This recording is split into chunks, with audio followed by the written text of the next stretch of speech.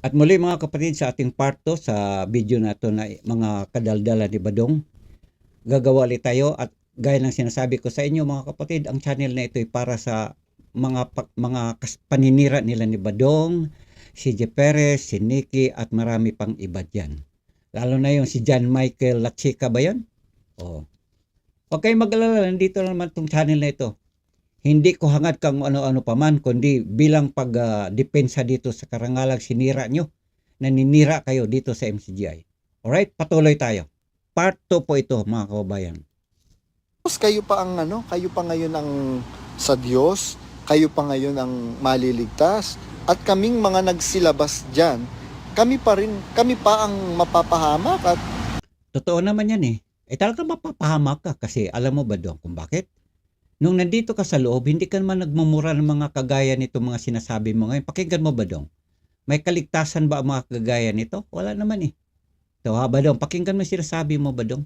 Para naman ikaw matuto ka ba dong kung ano ang mga katotohanan dapat nating gawin bilang isang tayo tunay na Kristiyano at nananampalatayang lubos na may Diyos ayon sa kabutihang gawa. Subalit ang ginagawa mo ba dong? Puro nakademonyan. Pakinggan mo ba dong? tapos ako yung sasabihin yung kawawa naman. Gago, Daniel Rason. Tuloy mo ba dong? Tapos ako yung sasabihin yung kawawa naman. Gago, Daniel Rason. Ulul. Ulul ka, Daniel Rason. Putang ina mo ka. Yan ang masasabi ko sa'yo. Putang ina mo ka, Daniel Rason. At putang ina mo, ang nanay mo. Yun po ang sinasabi ni Badong. Yun ba?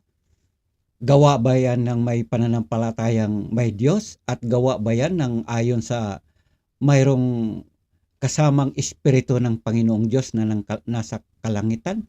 Hindi yun. Yun ay dahil sa Diyos ng sanglibutang ito. Sumapi na sa utak ni Badong hanggang sa kalubluban niya ng pagkatao at kaya siya nagsalita ng kagaya niya. Di ba Badong? Yan ay isang manifesto na mayroon ng 10 demonyo sa iyong katauhan Badong. Isa doon, tatay mo. Wala nang kaligtasan at may impyerno. Yan yung sabi nga nila, the audacity. Tama, the audacity mga kapatid. Puro kalandal-dal balong, hindi mo naman intindihan yung sinasabi. Anong audacity? I-audacity mo yung mukha mo Badong. Kaya Daniel Rason ako. Hintayin mo lang. Baka bukas makalawa, kantayin mo ng nanginginig sa selda. Lie. Numbers don't lie. Hindi lang mga dokumento ang ilalabas. Naku, baka pati mga video footages na walang kaalam-alam ang mga kapatid. At sa lahat po ng mga closet dyan, may nag-send sa akin ng kanina, ng message sa akin kanina, closet. Naku, itong closet na to milyonaryo, biro mo, isang bagsakan 4 na milyon kung magbigay. So anong ibig mong sabihin Badong? Susulutin mo para sa iyong iglesia sila sasapi? Or sa iglesia ni CG?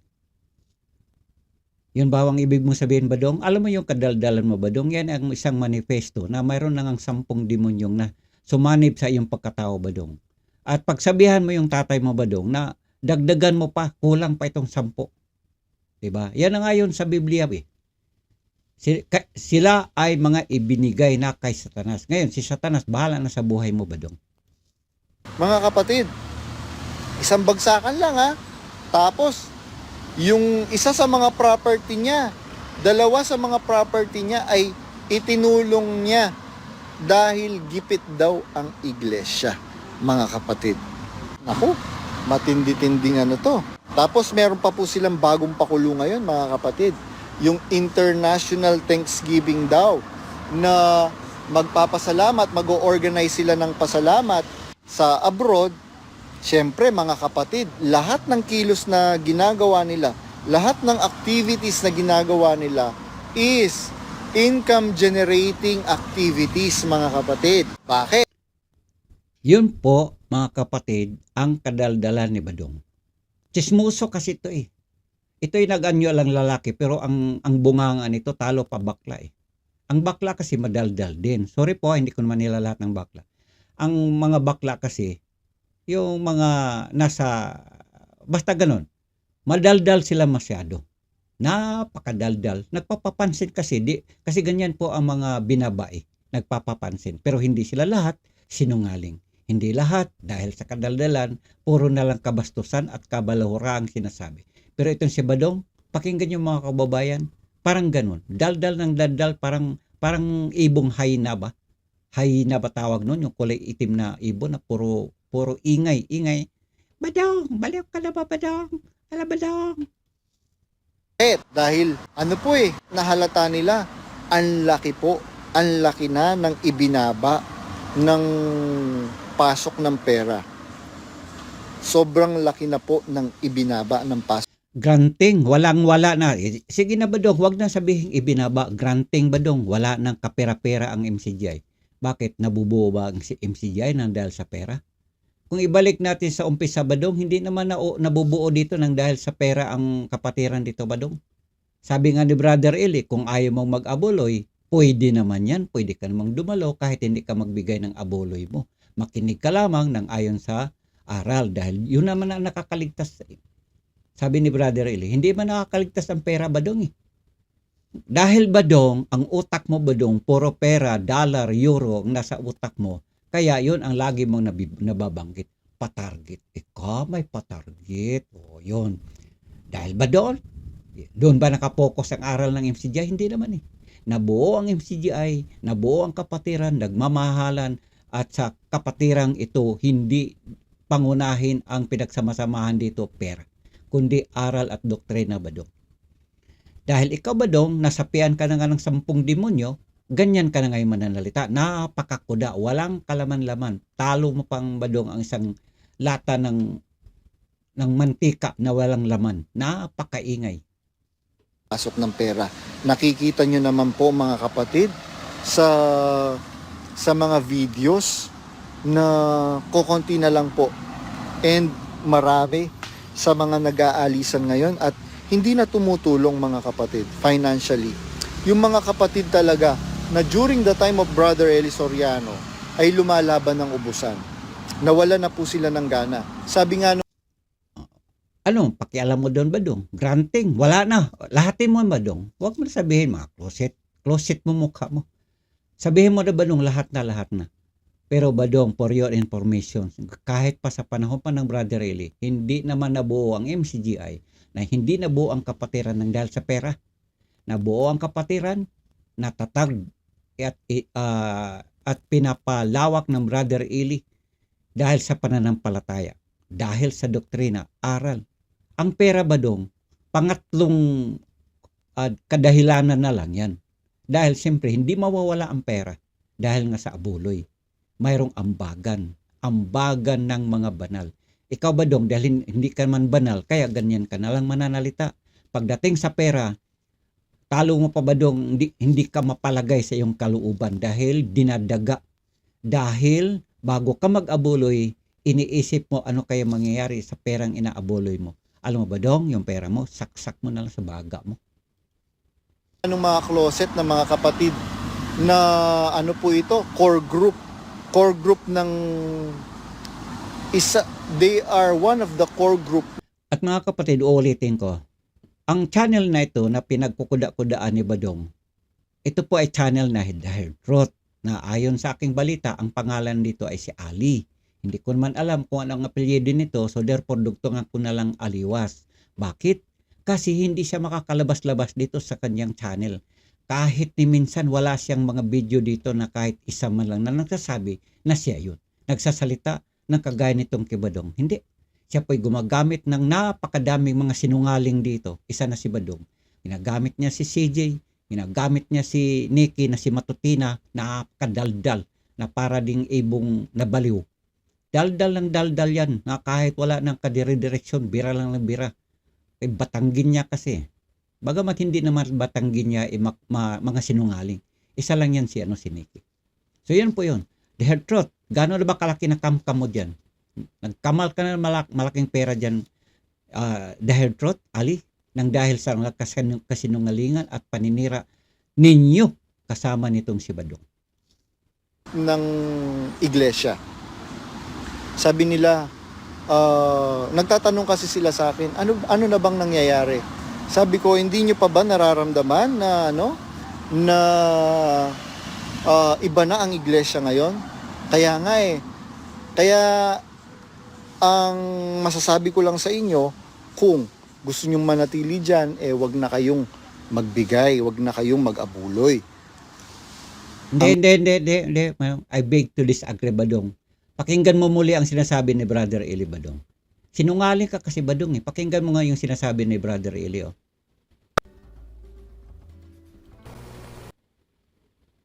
Nasaan na? Brother Eli, pasensya na po.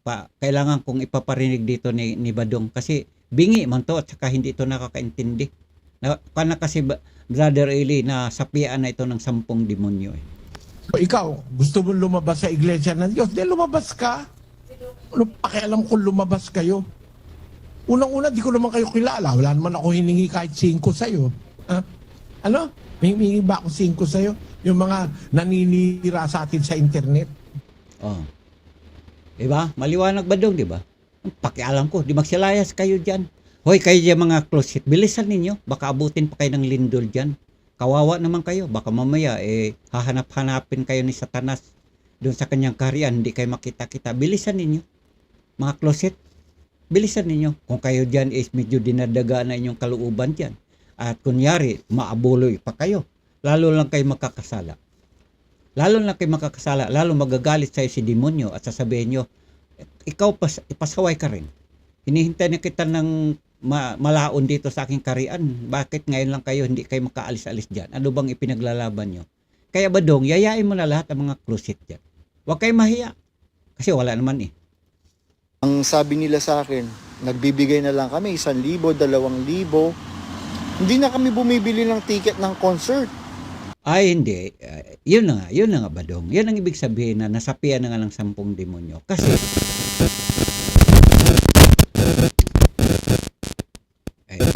maingay yung microphone.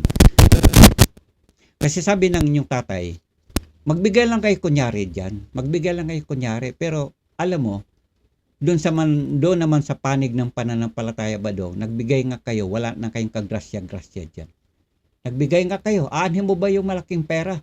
Ang isang babaeng bao nga nang dahil sa kanyang kalooban, ayon sa kanyang pasya ng puso, kahit 1 sentimo lang kanyang inaabuloy, inaambag. Nakita ng Panginoong Hesus, yun na dahil po sa kanyang kusang loob na walang halong kung ano pa mang alingas-ngas, nang dahil po sa solson ng kanilang mga tatay na sinungaling, yun ay may biyaya. Pero yung mga ganyan, Badong, sabihin mo na lang, lumayas na kayo dyan, wala na rin kayong kwenta. Kayo may ituturing na rin kayo mga bulok na kamatis at naninira na lang kayo sa buong kapatiran. Habing ganyan, hindi kagaya ni nung panahon ni Brother Eli na pagka merong Bible exposition, talagang tumutulong kami.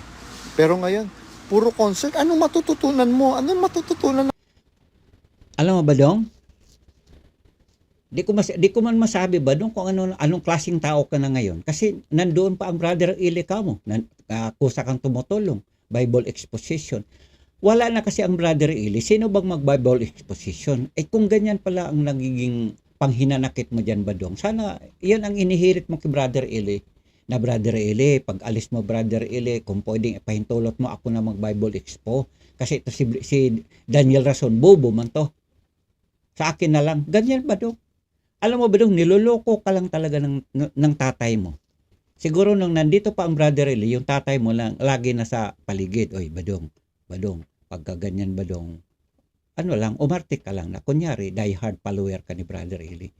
Yan ang sulsol ng demonyo sa panahon ng Brother Eli na palagi mong nasa iyong tabi.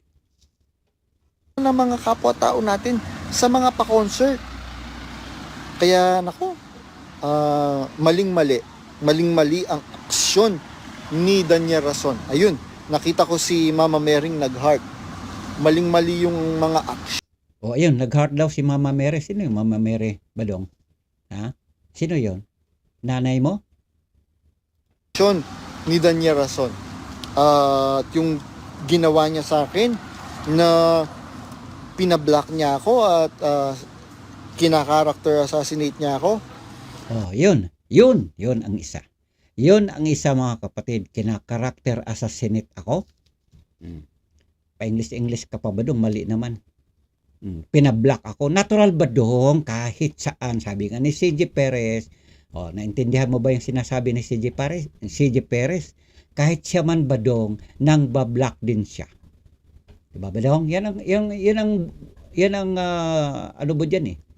Yan ang lovers mo dyan. Yan ang ano ba yan? Boyfriend o girlfriend? Si CJ Perez. Sabi ni CJ Perez, kaya nga naman din niya ibinablock. Bakit? Sabi niya, bakit? Kasi makulit. Oh. Natural ba dong? Lalo ka na ba dong? Bunganga po pa lang, nakakabingi eh. Ba? At saka lagi pang dinadalaw ng bangaw na, yung mga langaw na bangaw. Naku, maling-mali ang move niya. Kaya lahat ng mga videos nila, mga kapatid, tignan nyo po, lahat ng mga videos nila, Kita nyo mga kapatid, nagsasalita siya, mayroon siyang kanyan, price defender. Ano bang defender? Ano ba tawag niyan? Yung inunguya-nguya ni Badong habang siya nagsasalita, yun po ang pangharang yan, baka may langaw na lalapit kasi maamoy-amoy na eh. Dahil sa sobrang kasinungalingan dito. Kaya siya, nagnguya-nguya siya dyan na pangtaboy ng langaw kasi pag hindi siya magkaganyan, dahil sa sobrang baho ng pinagsasabi niya, dami ng bangaw na lalapit sa kanya. Makikita nyo po yung mga KNP, they are unsatisfied already. Hindi na po sila satisfied sa mga pinagagawa ni Daniel Rason. Nawala na po yung kinang ng kanilang mata. Diba? Oh, napansin nyo mga kapatid, wala namang matino tong sinasabi, kundi ano na to, nanunolsol, naninira. Nagkakalat ng lagim dito sa Sokmed. Nagkakalat ng lagim, kasinungalingan dito sa Sokmed. Wala naman siyang ipinapakita mga katibayan dito, puro na lang kuda eh. Diba? Puro na lang kuda, puro mga aligasyon. Nahahalata ko yan, minsan kami nag-usap dito. Sinungaling ito eh. Ito si Badong yan, kita mo, nakanganga. Mabuti lang may nginunguya-nguya siya dyan. Kasi kung wala pa, dami ng langaw pumapasok dyan. Sinungaling kasi. Sabi niya, ginagamit, pwede daw akong makulong, pwede daw akong ididimanda dahil ginagamit ko yung video nila ni Broccoli nang hindi ako nagpapaalam. Kung hindi ba ka talaga ikaw Badong sinungaling, wala ka namang maipakitang katibayan dyan eh. Ni isang video wala akong ginagamit dyan kay Badong. Bagkos kayo pa, Badong. Kayong dalawa ni The Hairtrot, kayo ang dapat idemanda eh kasi gamit ng mga video dito sa loob ng MCGI, kila ni Sister Los, kila kay Brother Daniel, marami pang iba, kay Brad Mel. Dapat kayo may demanda. Ikaw kasi Badong, kuda ka ng kuda, pero kumbaga sa isang taong dumura dumura doon sa pagdura niya ay nakatingala, pagbagsak sa mukha pa rin niya tumama. Wala na po yung ngiti at kagalakan sa kanilang mata, mga kapatid. Bakit? Wala na po eh. Wala na po yung wala na po yung alab ng pag-ibig at ng pananampalataya na umusbong noong panahon na nabubuhay si Brother Eli Soriano. Dahil Badong, yan ang pagkatao mo ngayon. Huwag kang mangdamay. Suluhin mo Badong. Kung yun pang init ng pag-ibig, kung ano pinagdadaldal yan. Kasi ikaw Badong, na nandito pa ang Brother Eli, dami-dami mo ng mga reklamo sa pananampalataya mo dito sa loob ng MCGI na hindi ka lang makaporma. Dahil siyempre, isang salita ng Brother Eli, baka malaglag ka pa sa upuan mo eh. Sinungaling ka kasi eh. Ngayon, dahil kinakaya-kaya mo ang Brother Daniel, dahil siyempre, iba naman ang pangangasiwa niya ngayon, kaya ka ganyan. Okay? Mga kapatid, ito po yung part 2. Ngayon, abangan ninyo mga kabayan ang part 3 kasi hinahati-hati ko dahil sa sobrang haba ng video niya, hindi ko matapos-tapos. Hanggang dito lang muna mga kapatid, abangan niyo ha, part 3. May gagawin akong part 3. Abangan.